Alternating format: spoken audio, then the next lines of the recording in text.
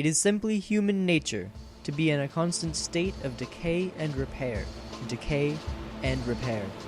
or sometimes just decay.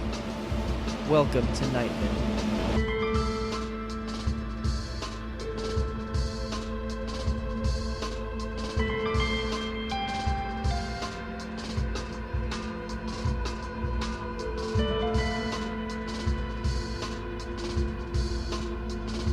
Here's something. The station received an email today from a woman named Jolyn Blackburn. It appears that it was sent to the trash folder by mistake, but I noticed and pointed it out to Cecil. He seemed surprised, and since we don't usually have listeners write in, he told me to bring it up with station management. That idea was frankly terrifying, so I didn't bother. I did manage to print out a copy before the email was deleted, though. Here it is, from Joel. Dear Cecil, it has been hard to send you this.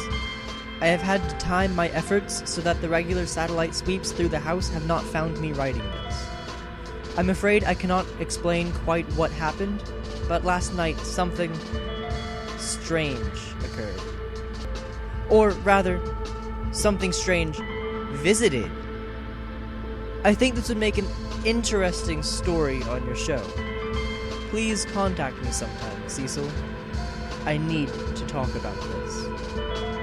And again, this was from Jolyn Blackburn. As I type a reply, let's go to a word from our sponsor. Buy Papermate. Writing utensils may be banned, but getting a pencil has never been so cheap or so easy. Just...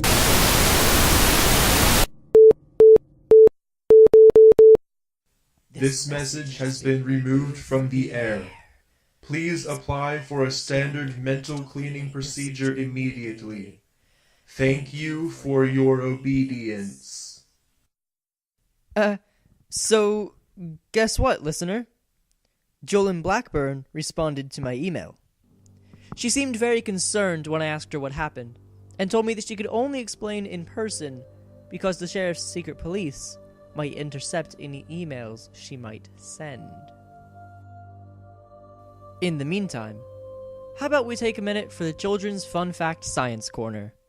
This is a very special edition featuring the alphabet.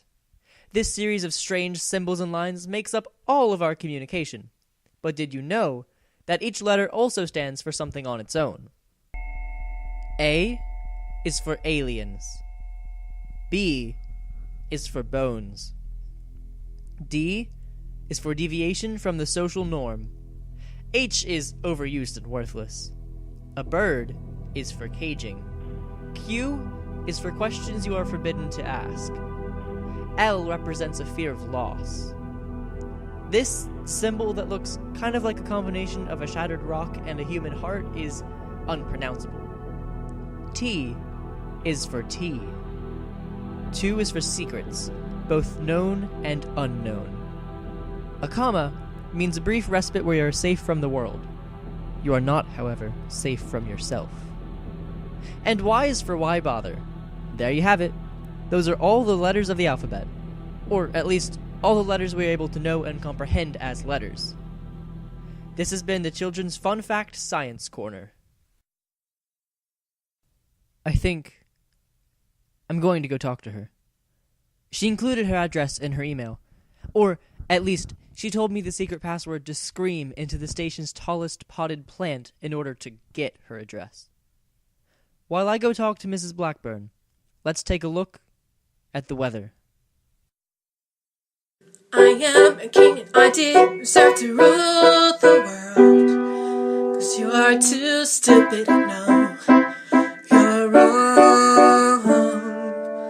I will lead you to the promised land of green, and our lives down there be perfect with me. Our city streets are full of the worst of sinners, and sinners cannot go unpunished. Sacrifices must be made if they get in the way.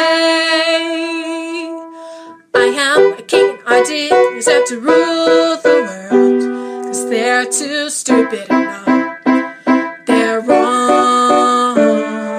Can't you see I'm only trying to do what's right for you?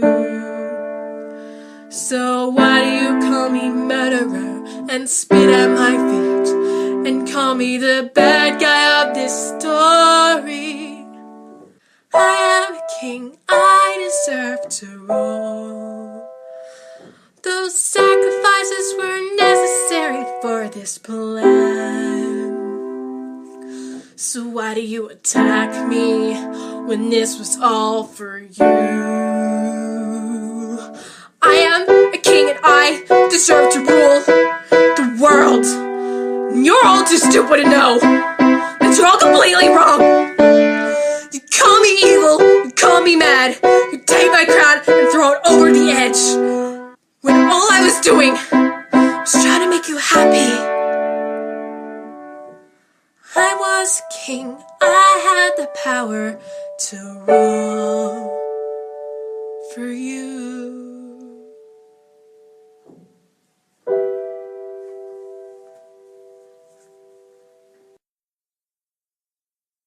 Listeners, if you ever take anything away from listening to me, a lone voice on the radio, let it be this. Never go searching for answers. I met with Miss Blackburn, at least. It didn't last very long, though. Only a few minutes after we met up, a woman wearing a suit and what looked like very expensive, yet practical sunglasses walked up the alleyway we were meeting in. She seemed to be walking somewhere very quickly, enough so to not notice us. However, as soon as Jolin saw her, she appeared to become very frightened. I tried to get her to keep speaking, but all she would say is,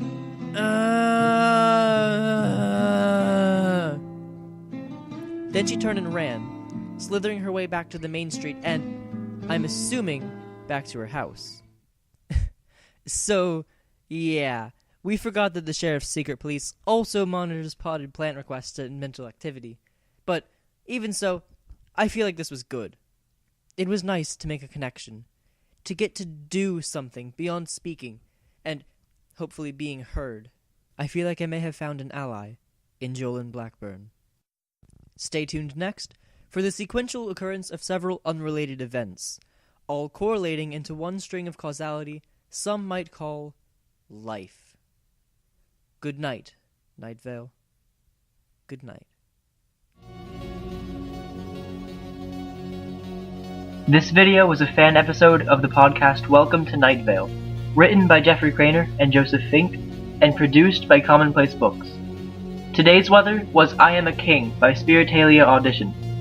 Background music was by Disparition, Atom, Alex Hill, and Kevin MacLeod. This video was made in the intent of celebrating and promoting Welcome to Night Vale, and is entirely fan-made. Today's proverb: a noun is a person, a place, or a thing. An adjective is a description. A verb is not. It simply is not.